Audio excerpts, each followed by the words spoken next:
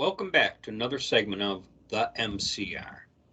Mac and me. Mac's wearing his 3% hat, and I'm wearing our nicely embroidered Michigan Conservative Roundtable hat, a high quality hat that Matt went to great pains to procure for me. Yes. Anyway, in this segment, we're going to talk about music. And in a week or so, not knowing exactly when this segment's going to air, but a week or so ago, a couple songs came out. And yes, I heard about the one on Gallagher. And then I I heard about it a little bit on one of the talk shows, but then I read about the other one in the Gateway Pundit. So we're going to talk about these two songs. Both were smashing successes on iTunes and other music media sites. Spotify, I think you said. What's that? Spotify was one of those. Yeah, Apple's got. Is iTunes Apple or what? I think so. Yeah. Okay. I think one of them took the song down because, and I think it might have been. Well, I'll tell you which one it is here in a minute. But both went to the top. And first one we're going to talk about is the J6 Prison Choir song, and that's the one I heard about on Gallagher. Mac, have you heard this? I have not heard it. Okay. So you got, might have been 20 of them. I don't really know. And I don't know how they did this because you keep reading reports of them being in solitary confinement, but I don't know if they're able to come together or somehow the J6 prisoners in D.C. were able to sing the national anthem over the phone. Okay. And this recording was then handed over to President Trump. And what President Trump did was he recited portions of the Pledge of Allegiance as they were singing the Star Spangled Banner, the national anthem. And I got to tell you, you hear it and you're thinking, gee, would that even sound any good? But I got to tell you, because I listened to the whole thing, and wow, it was pretty riveting. It really got you to stop and listen, and you hear the music, you hear President Trump reciting the Pledge of Allegiance, and it says it reached #1 on iTunes. And like I said, I don't know which one, but I think one of the media sites took it down because the offense of something so the butthurt snowflake who must always be accommodated. Well, and Gallagher's got this thing where you can text him and then he sends back video or audio. And so, of course, I texted Gallagher and I got the recording that he had back. I think you can listen to it on the Gateway Pundit also. I'll check it out. Either the Gateway Pundit or the Right Scoop. But I got to tell you, it was spectacular. I don't know how else to describe for a low quality recording. I guess nowadays, you got sound engineers that can take marginal video or marginal audio and clean it up really good.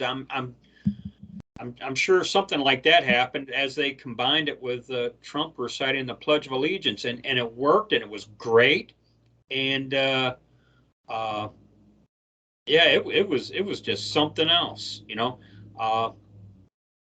It was on YouTube, and I don't know if it's still on YouTube or not, but by March 4th, it had over 500,000 views. And that was March 4th, and that's we're going almost 2 weeks ago now at that time. Yeah. But if you've listened to it, if you've heard the song, let us know in the comment section. and what your thoughts of it were. Yeah. Second song, and I kind of stumbled onto this through the Gateway Pundit. A female Christian music singer by the name of Natasha Owens released a song, and it I got to tell you, it checks all the boxes. You know, it's uplifting. It has some, lack of a better description, it has some comical lines, if the theme can even be comical. Yeah. And it's got a catchy tune.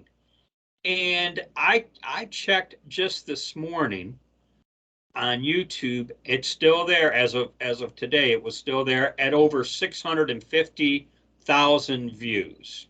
Uh, and that was just YouTube alone. They say when you consider all the other places that it can be listened to, she's pushing well over 1 million. I wouldn't even know that exact figure because every day it just keeps going up. Oh yeah, of course. This too is not sitting well with the left, especially when you consider some of the words to the songs. And I tried to find I tried to do a search on the lyrics, and I got to tell you, I could not find, because a lot of times you search a song and you put in lyrics and they give you Sure. know the lyrics of the entire. Well, you know what? I struggled finding that, which irritated me. But one of the refrains in her song, she says over and over and over again, "Trump won and you know it." Uh, and she talks about she makes reference to the thousands of people that appeared at rallies, and then references the people sitting in circles for Biden. Uh, she talks about you know when she says Trump won and you know it, and then she follows it up with, and the fake news won't show it. Uh, and then towards the end of the song, she changes up the words a little bit, saying Trump won and you know it. Fox News won't even show it, you know. So Yeah. she takes a jab at Fox News, and uh, there is the thought that as Trump gets more and more involved with rallies, depending on whether or not he's in jail, but uh, Well, he won't be in jail for a minute. yeah, well, hopefully. Yeah. But uh, there is the suspicion that she's going to appear at as many of his rallies as possible and sing this song live. And I got to tell you, she's going to rock the house. Yeah, but Okay. you know what? I've said this before. I really think President Trump needs to move away from the 2020 election and focus on the complete failure of this Biden administration, and that will get him reelected or elected. Well, I'm going to play devil's advocate here on this one and say, while I wouldn't dispute you, they can't let it go either. No, well, they're dare trying to we? stop. They're trying to make him ineligible to run because Yeah, they're so worried that if he gets back in there, that he is going to expose them further. That I they mean, might be the ones going to jail. I you know how dare we accuse them of what we know they did, Right. you know. Uh, yeah, but I don't dispute you on that. It's just they make it harder, I would tell you. Yeah. I think it needs to be let go for the good of the nation. I know the kind of personality the president has, and he is not going to do it. I suspect, but he really just needs to hammer home. Hell, we might be in the second version of the Great Depression by the time the next election comes along. Yeah, that's a scary topic. But anyways, yeah, just to those that are watching this video, if you have a chance, check out both of these songs. The what's called the J Prison Choir song, national anthem, and Natasha Owens is Trump Won and You Know It. Both are well produced, just really worth listening to. I almost listen to her song once a day just to drive the ScrewTube algorithm crazy, you know.